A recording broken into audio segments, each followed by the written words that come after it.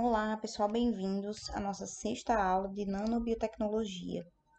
E hoje nós vamos falar um pouquinho sobre nanocompostos de matriz poliméricas e argila lamelar.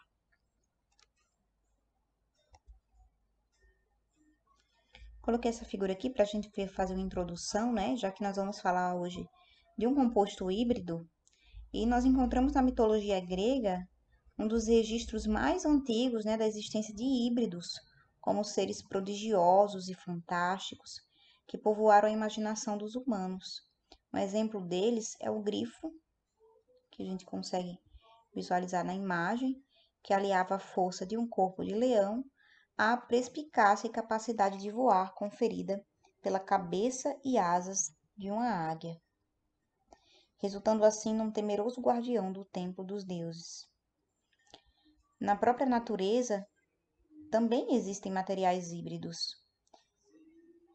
sintetizados através de processos químicos em meio aquoso, sob condições de pressão e temperatura ambientes, com mecanismos de automontagem natural, né, o que faz desses materiais admiráveis, envolvendo interações eletrostáticas, ligações de pontos de hidrogênio e forças de Van der Waals. Alguns dos nanocompósitos que ocorrem na natureza, eles apresentam uma arquitetura molecular e sinergia perfeitas entre os seus componentes. Aqui nós temos um exemplo típico de um tipo de composto híbrido natural, é o caso do nacre, e existe um revestimento de pérolas, né, formado por lamelas nanométricas,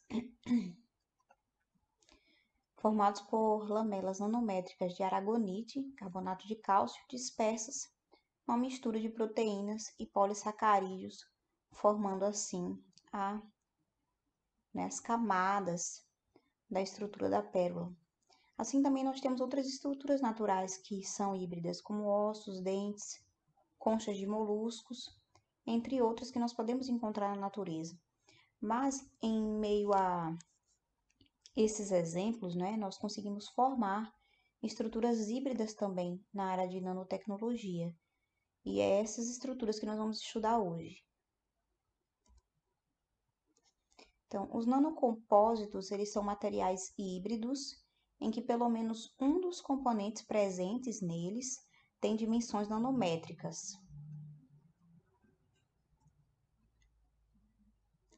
Um desses componentes vai servir de matriz, né, de base, na qual as partículas do segundo material, né, desse híbrido, vão se encontrar dispersas nessa matriz.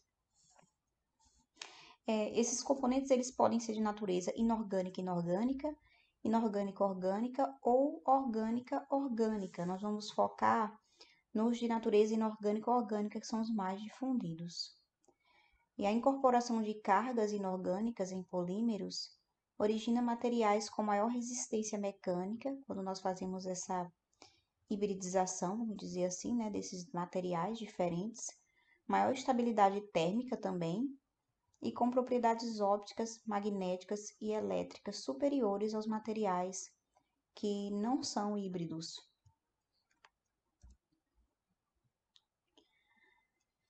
Então, estruturas com cargas, né, essas estruturas elas vão possuir dimensões nanométricas entre 1 a 500 nanômetros e vão possuir área de superfície elevada, como a gente já viu, né, estruturas nanométricas, elas possuem uma área de superfície elevada e elas vão aí garantir uma melhor dispersão. Isso vai trazer uma melhoria nas propriedades físicas do compósito, desses nanocompostos de matriz polimérica, mas esses tipos de propriedades físicas que vão ser melhoradas vão depender, né, o grau de melhoramento dessas propriedades físico-químicas vão depender do nível de homogeneidade em que o material vai estar disperso na matriz. Então, o estudo de mecanismos de formação de híbridos, né, bem como as interações que ocorrem ao nível da interface inorgânico-orgânica, tem sido menos explorados nos estudos atuais, quando comparado a materiais de matéria única, né? Mas a gente tem em contrapartida, né, que embora esses híbridos talvez sejam um pouco mais complicados de serem explorados, de serem alcançados, né, da gente conseguir obter um material híbrido que seja de fato promissor, mas eles também são materiais muito interessantes.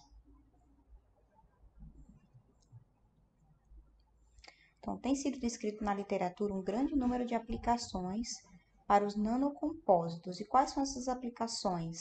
Aplicações de catálise, de optoeletrônica, de dispositivos magnéticos, de tintas e revestimentos e também como materiais retardadores de chama. Então, com relação ao melhoramento da afinidade química reduzida entre cargas inorgânicas e polímeros. Então, as cargas inorgânicas, elas são de naturezas hidrofílicas, enquanto que o polímero utilizado dentro da matriz, ele é predominantemente hidrofóbico. Então, para isso, nós precisamos que haja uma compatibilidade das cargas com a matriz polimérica para que essa compatibilidade seja melhorada. Então, para que essa compatibilidade seja melhorada, é importante que haja modificação química superficial das partículas dos componentes da matriz. E para isso, nós vamos utilizar um agente de derivatização, que vai promover a compatibilização química entre os componentes da matriz, né? Entre as cargas inorgânicas e o polímero que nós vamos utilizar. Esse agente de derivatização, ele é bem peculiar e vai variar de acordo com o material que está sendo utilizado, né, de carga inorgânica. Nesse caso aqui, nós temos alguns exemplos de agentes de derivatização que são utilizados na modificação química de superfícies de sílica. Então, aqui nós temos um exemplo de um tipo de híbrido desse nanocomposto, né? Na imagem de cima nós temos o nylon, né? O nylon normal, sem hibridização. E na imagem de baixo nós temos essa matriz polimérica já acrescida de sulfeto de bismuto. E eles identificaram que as nanofibras de sulfeto de bismuto acrescidas ao material da matriz não só trouxeram diferenças significativas na estrutura do material do nylon, mas também diferenças de resistência térmica ao material. Então, aquele tecido ele tem agora uma maior resistência térmica do que antes, quando acrescentado aí as nanofibras de sulfeto de bismuto. Agora vamos aos métodos de síntese dos nanocompostos de matriz polimérica. Existem 3 tipos de métodos de síntese dos nanocompostos de matriz polimérica. Aqui, né, a gente consegue visualizar nessa imagem o método 1, o método 2 e o método 3. E imagens simplificando os 3 métodos. Então, aqui na figura 5, extraído do artigo de Esteves e colaboradores, nós conseguimos visualizar os 3 métodos. O primeiro método é a mistura simples dos componentes. O segundo, preparação de nanopartículas in situ. E o terceiro, polimerização da matriz polimérica in situ. Então, pessoal, o primeiro método, ele é o mais utilizado de todos, ele é o mais simples também. É o mais utilizado na preparação de compósitos a nível industrial, né? Um método de mistura simples dos componentes, onde as lamelas de compostos inorgânicos com dimensões nanométricas e hidrofílicas, né? Essas lamelas elas são modificadas para se tornarem compatíveis com os polímeros aos quais elas serão associadas para poder formar o nanocompósito. E o empacotamento dessas camadas, essa união entre nanopartículas, né, que são as lamelas de compostos inorgânicos com o polímero, se dá através de forças de Van der Waals.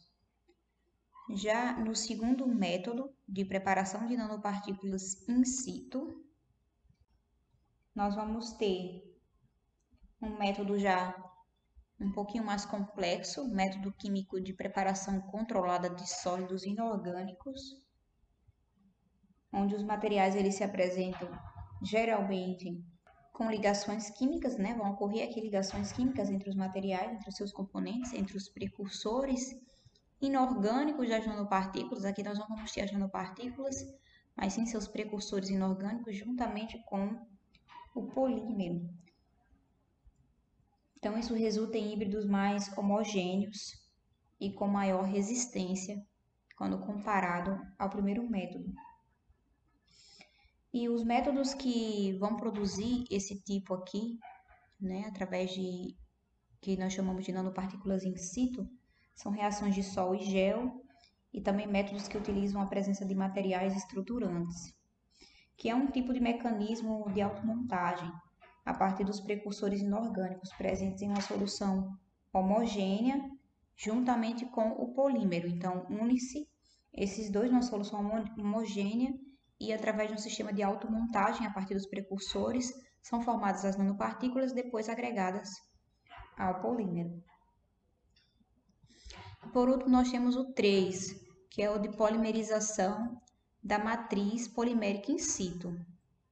Nesse caso do 3, né, o método de síntese de matriz polimérica in situ, nós vamos ter um método de polimerização controlada também, que vai utilizar os monômeros do polímero, ao invés dos precursores inorgânicos das nanopartículas, aqui vai ser utilizado os monômeros do polímero.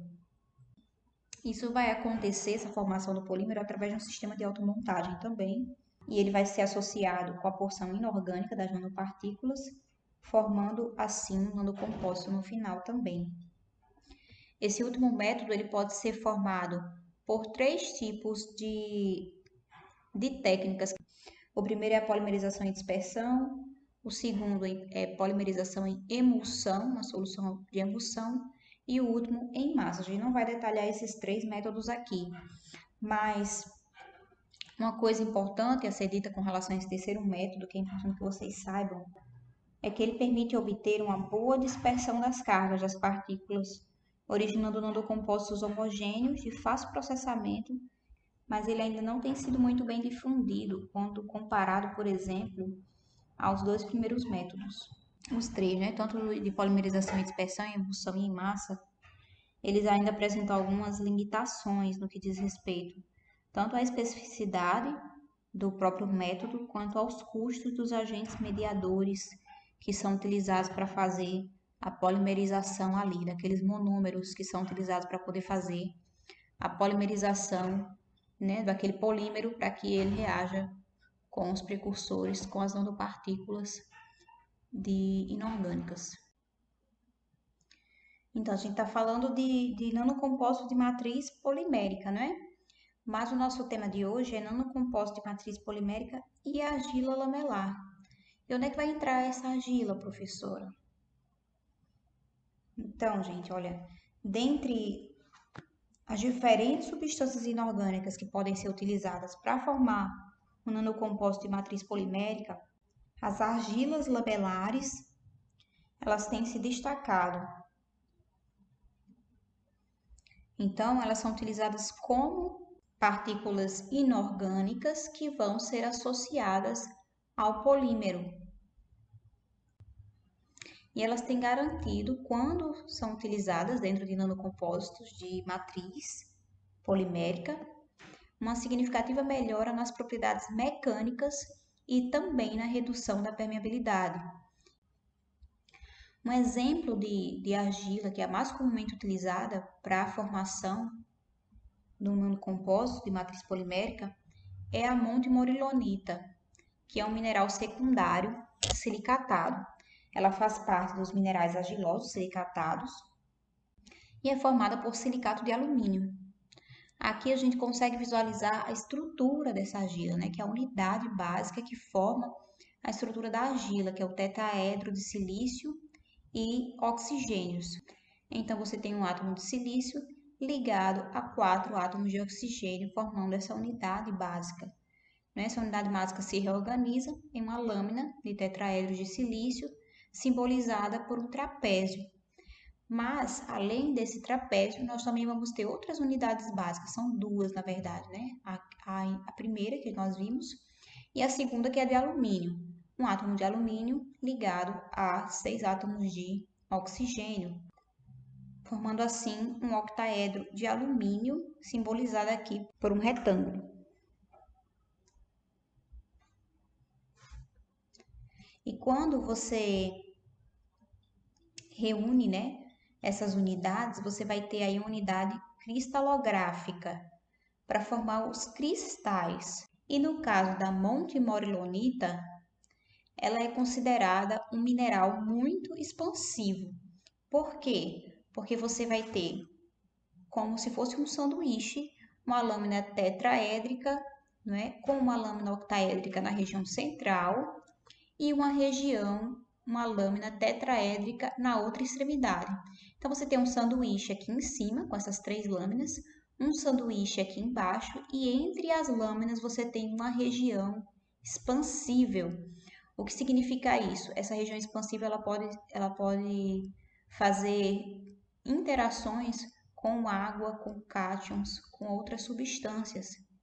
Então a gente vai ter as lâminas da montemorilonita, né, formada a partir dessas lâminas tetraédricas e octaédricas, e entre essas lâminas vai acontecer reações químicas, podem acontecer tanto com a água como com cátions. Aqui está a fórmula química desse silicato de alumínio, né, desse tipo de silicato de alumínio, e uma observação, né, que ela é uma argila de alta atividade. Por que ela é uma argila de alta atividade? Justamente por causa da organização molecular dela e desses espaços que existem entre as lâminas.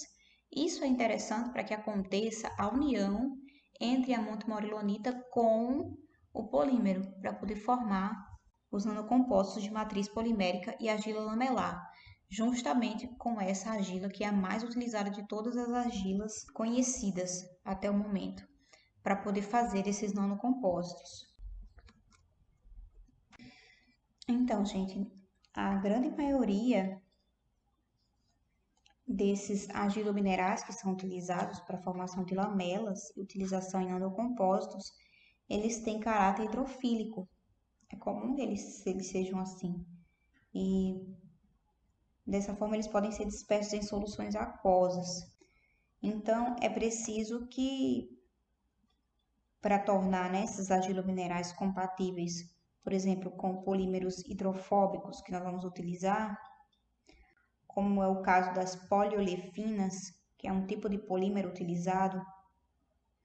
Então, essas argilas elas precisam passar por modificações de superfície da argila, como eu falei para vocês no início, né? Através de um agente.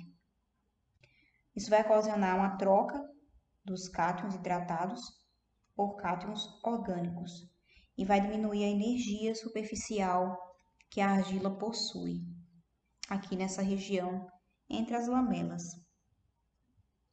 Nessa imagem aqui nós conseguimos visualizar a flexibilidade das lamelas dessas argilas, desses tipos de argila.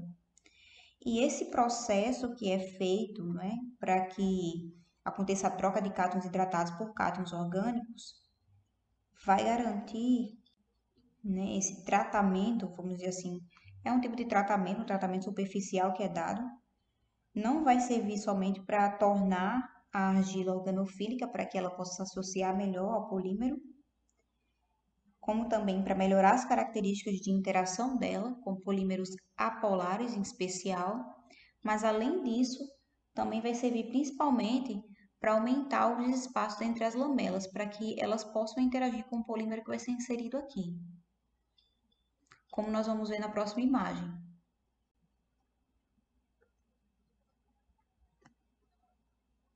Então, para a gente obter agora um nanocompósito com propriedades que sejam otimizadas, essas lamelas da argila, elas precisam ser distribuídas de uma maneira adequada dentro da matriz polimérica, para que aconteça realmente as modificações das propriedades fisicoquímicas.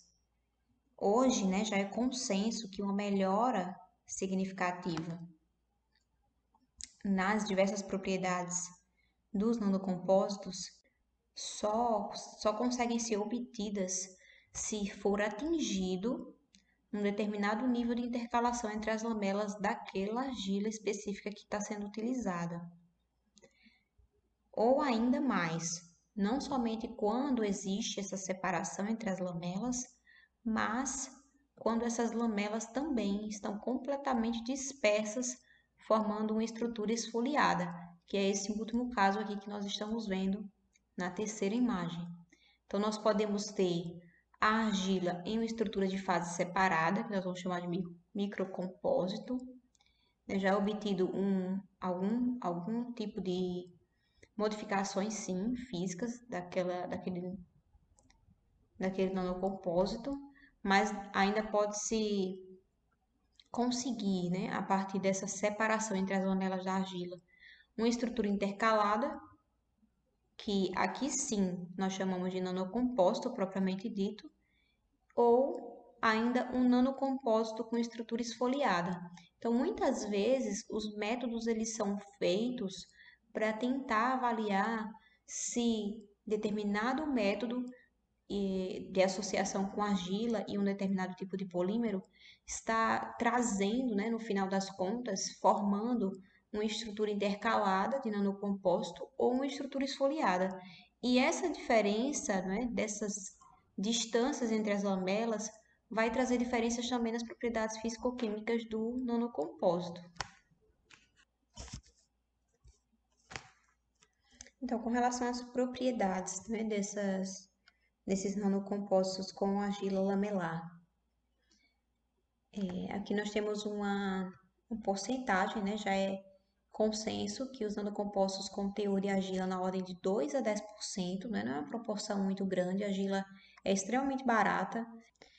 Eles podem apresentar melhoras significativas em relação às propriedades mecânicas do material, como o módulo elástico, a resistência à tensão, as propriedades de barreira, diminuição na permeabilidade dos gases do material, propriedades óticas também, assim como de condutividade iônica.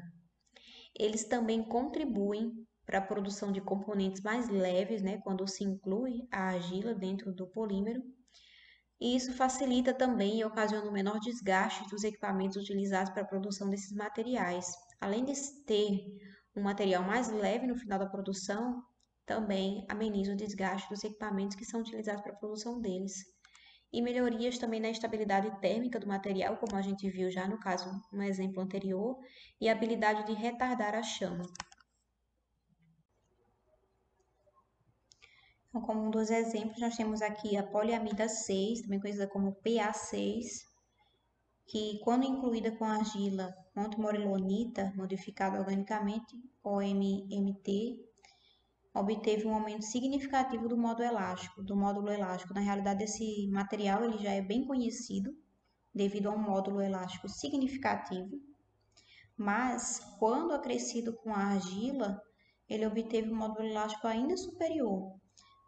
Passou de 2,7 GPa, a unidade medida de módulo elástico, da PA6 pura, para 4,7 GPa da PA6 acrescida com a argila lamelar. Houve também, foi observado por Oliveira e colaboradores em 2012, um aumento de mais de 50 graus na temperatura de deflexão térmica desse material, que já é conhecido por um bom material resistente a temperaturas, mas melhorou ainda mais a desenvoltura, né, desse material quando foi incluída a argila lamelar. A poliamida 6 é um dos polímeros de engenharia mais conhecidos e utilizados no mundo. É amplamente aplicada em peças automotivas e componentes técnicos, como substituta de peças metálicas para fim de redução de peso sem prejuízo. E isso acontece com um potencial ainda maior quando acrescida esses nanocompostos de argila lamelar. É utilizada também na fabricação de componentes de alta performance, protótipos funcionais e peças finais em determinados projetos de engenharia.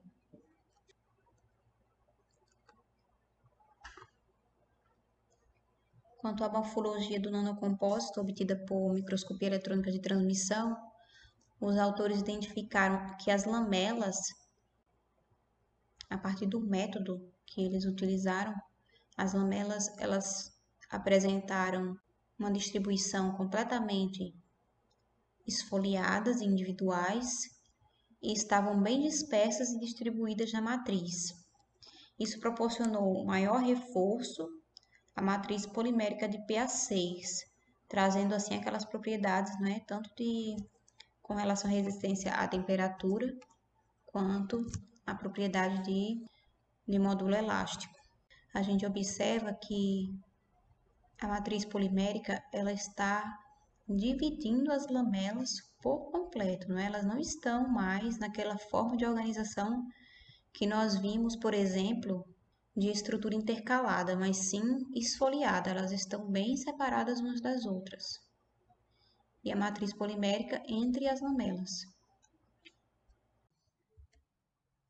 Nesse outro trabalho de Lu e Daniel, em 2003, eles fizeram a implementação de argila lamelar numa matriz de epóxi, também com nanocamadas de argila esfoliadas, e conseguiram visualizar os aglomerados de monocomadas, identificaram que eles estavam realmente esfoliados, o que conferiu alta rigidez e resistência maior ao material que eles utilizaram, no caso, matriz epóxi. E por último aqui um outro exemplo que também utilizou no compósito de matriz polimérica de argila lamelar. Eles fizeram avaliação por difração de raio-x, microscopia eletrônica de transmissão e ressonância magnética nuclear de baixo campo, Silva e colaboradores. Nesse caso, eles utilizaram nanocompostos de poliuretano juntamente com argila lamelar e observaram que as lamelas de argila também contribuíram para uma maior resistência à abrasão do material, ao rasgo, a choques mecânicos e boa flexibilidade e elasticidade. É um material que já tem essas propriedades, mas foram melhoradas a partir da implementação de nanocompósitos de argila lamelar. Então, aqui estão as referências utilizadas nos trabalhos científicos, além do livro Nanoestruturas, Princípios e Aplicações, que nós já estamos utilizando desde o início das aulas. Tá? Eu espero que vocês tenham compreendido. Qualquer dúvida, vocês podem me enviar uma mensagem para que a gente possa discutir ou mesmo na nossa próxima aula síncrona. Um beijo para vocês e até a próxima aula.